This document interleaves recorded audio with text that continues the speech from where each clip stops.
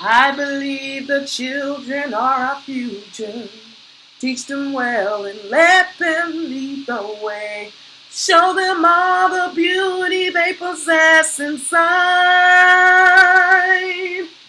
Give them a sense of pride to make it easier.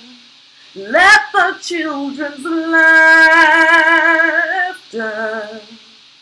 remind us how we used to be. That song has been in my spirit so heavily during this coronavirus because my question is, what about our children? What are we teaching our children during this time? What can we learn from our children? Do you remember in your childhood believing that you could be, do, and have anything that your heart and your mind was able to imagine? I remember that. Do you remember when you stopped believing in that? I'm sure that, like me, it was as a result of the fears of the adults around us. Now, I'm not here to blame the adults for the fact that they implanted fear, because they were only doing what they thought they were doing to protect us. But now, here, during this time, do we want our children to grow up with that seed of fear? Do we want our children to be in this constant state of anxiety? So many of us are in therapy, coaching. We're pursuing all kinds of things in order to rid ourselves of fear that was implanted in us during childhood. So wouldn't you think that right now, the responsible thing for us to do, the responsible thing for me to do is to practice what I preach about the frequency, the vibration that I emit. I don't want my 9-year-old grandson grappling with fear that he really will take years in adulthood to try to figure out when was that planted.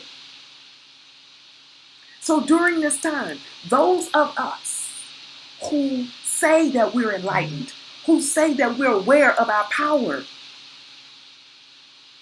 it's time for us to actually live it, breathe it, be it. Let's ground into our rhythm. I love the synchronicities that are showing up on my YouTube feed. Shout out to Brian Scott's channel. Shout out to the channels that are teaching us, that are sharing with us the writings, bringing back those writings of Napoleon Hill. Man, if you have not watched and listened to Napoleon Hill Outwitting the Devil and that interview, especially when the devil starts talking about the law of hypnotic rhythm, listen to that during this time. What good is it to get constant updates of more state of emergencies if only thing it's doing is grappling you in anxiety and fear? What good is that? We are energetic beings. We emit energy that then brings back. It's a boomerang effect. That butterfly effect, all those things that we know up here. And some of us know it here. And if we know it here, we have to be it. We have to make our mind and our heart be in coherence. Yeah, Dr. Joe Dispenza, Heart Math Institute. We have to take those things that we have talked about and theorized and analyzed, and we have to be those things. So let's take ownership of what we are implanting into our children, because those children are our future. It is up to us to teach them well and then let them lead the way. Show them all the beauty they already possess inside.